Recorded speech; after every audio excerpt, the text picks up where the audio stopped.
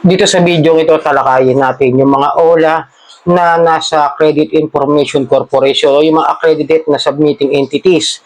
Paalala lang, no, ito mga babanggitin ko ay yung mga loan shark, may issue like the revocation, cease and desist, yung mga nakabalik, yung mga na-raid. Pinili ko lang po talaga yung mga yon para magkaroon kayo ng ideya na medyo para sa akin makatulong na maaari iwasan kasi nagre-report po sila monthly ng ating mga credit record dito sa CIC. Kaya medyo maging aware po sana kayo dito sa mga babanggitin kong mga OLA at maging maingat po kayo sa pag-utang sa mga ganitong klase ng mga loan apps. Okay? No? Bago lahat, maglalambing ako sa inyo na pakipollow po ang aking mga social media account, ang Facebook at ang aking YouTube. At kung nagustuhan nyo ito katulong sa inyo, malaking tulong din po sa aking mga social media account ang pag-like, pag-share at pag-hit ng notification bell para updated po kayo sa mga videos natin about sa usapang online lending app. Disclaimer, ulitin ko, hindi po ako nanghihikayat na kayo ay mangutang ng mangutang at huwag magbayad sa mga OLA. Hindi po ako OLA promoter, hindi po ako OLA agent, hindi po ito sponsor ng mga OLA.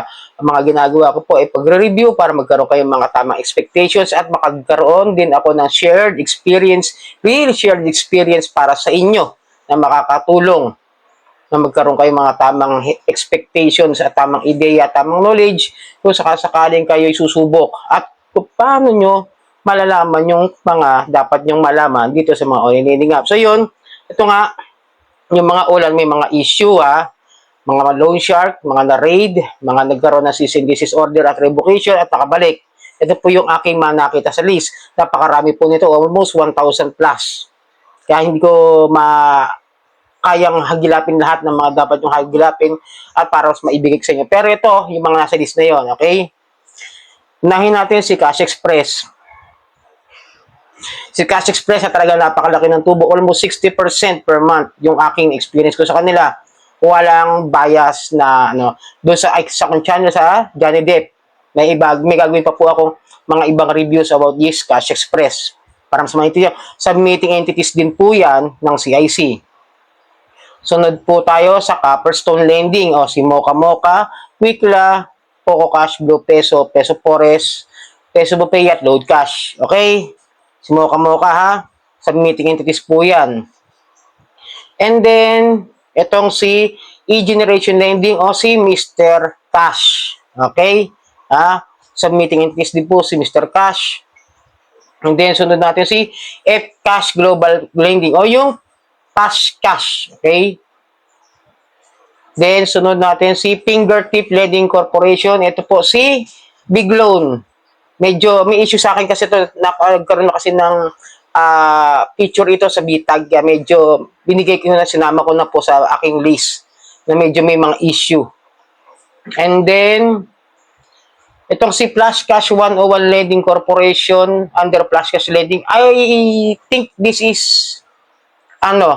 Z-Peso or Balilon. Hindi, medyo naguguluhan ako dito sa dalawang to kasi sabay kasi silang na-raid noong 2023, okay? Basta yan, paalala ko sa iyo, basta Flash Cash 101 is either Z-Peso or Balilon. Then, sunod tayo. Etong si Hyphen Lending Incorporation, yung na-raid, natanggal na rin po sa SEC, yung Credit Cash at si Peso Wallet. Okay, malinaw? Pero submitting entities pa rin po. Yung Hupan Lending, yung nakaraan lang sabi siya na-lift up na rin po yung cash, yung kanilang cease and desist order is submitting entities din po siya, yung Cashme and Suki Loan. Para magkaroon kayo ng idea about that. And then, itong si Mada Loan, yung sa baba, yung sa iFund Lending, sinama ko na lang kasi parang familiar na medyo nasasama rin sa mga complaint at mga rants doon sa mga Facebook pages.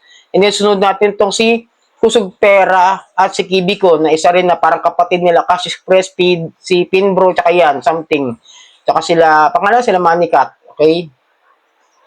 Kasama rin po yun. Si Masyaganong Buhay Finance, si Peso Loan po yan, okay? Submitting entities din po siya. And then, itong si Peso Ready na mostly, ang dami rin po kasing, ito yung mga pinagbe-base ko lang dito sa mga runs ng complaint doon sa mga Facebook pages. Kaya, sinama ko lang po yung mga ganito kasi nga para sa maintindihan nyo, medyo makaiwas kayo na umutang dito dahil hindi basta-basta nang umutang sa mga ganito klase ng mga OLA dahil submitting entities po. Peso Ready po yun. Si PXT, sinama ko na rin dahil medyo may issue rin sa akin. Medyo naman nababasa ako sa kanya. Etong si Madalilo, sinama ko na rin. Wala naman siya CCDC or revoke, but ang daming rant sa kanila. Then, si second pay financing, yung easy loan, yung sinabi ko sa inyo, si easy loan, tsaka yung MM loan, if I remember it correctly. Then, sunod tayo. Sophie Lending, ito po si Pinbro. Yung Sophie Lending, ha, tandaan niyo po yan. Si Pinbro po yan. Submitting entities din po siya. Tech1 Lending o si Tech Cash. Submitting entities na rin po siya. Medyo mag-ingat po kayo dyan, okay? Then, sino pa ba? Itong si Treasure Ball Fintech, ito nga sasabi, medyo naguguluhan ako rin sa dalawang to kasi nga sabay-sabay silang na-raid. It's either sa apat na babanggitin ko ngayon, itong sa Treasure Ball, si Balulaw, si Peso, Lemolong at si Wopera. Kasama rin po kasi niya si Cash Cash nung na-raid. Okay? Kasi under isa sila ng isang company, yung Golden Koi. Then hindi nga, alam ko, kasama rin sa submitting entities yung Golden Koi na yon.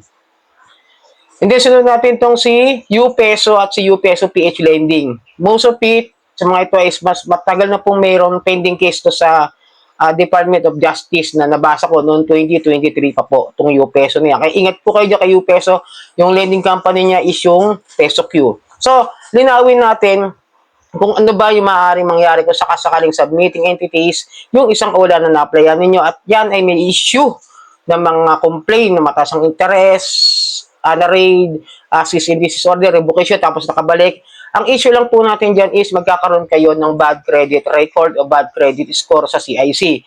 Maaaring maging dahilan para pagbatayan ng mga ibang lending companies o ibang mga financing companies o ibang banks kung kayo ay pautangin o hindi. Kumbaga, gabay lang po siya para magkaroon sila ng ideya kung okay ba kayong pautangin at kung okay ba ang inyong record sa mga lending companies. Kasi nga, submitting entities, monthly po sila nagpo-forward ang pagkakalam ko ng mga credit score natin pag di tayo nakakabayad. Kaya nga ako pag umuutang, tinitignan ko kung submitting entities po yung mga inihiraman ko kasi nagiging maingat din po ako. Kaya kapag alam ko submitting entities, sinilip ko siya, hindi ko siya tinutuloy utangan o susubukan talaga. At tinitignan ko lang kung magkano yung interest at yung ibabawas. At tayo ko subukan dahil nga, maingat po tayo na magkaroon tayo ng mababang credit score. Maapektuhan po yung aking credit score. Pero, I will just say na nakakautang pa rin naman po ako sa ibang mga online lending apps. Dahil yung mga yon mataas siguro ang risk appetite. Kagaya na sinasabi natin, kaibigan si Boss Ray. Shoutout kaibigan, pagaling ka ha.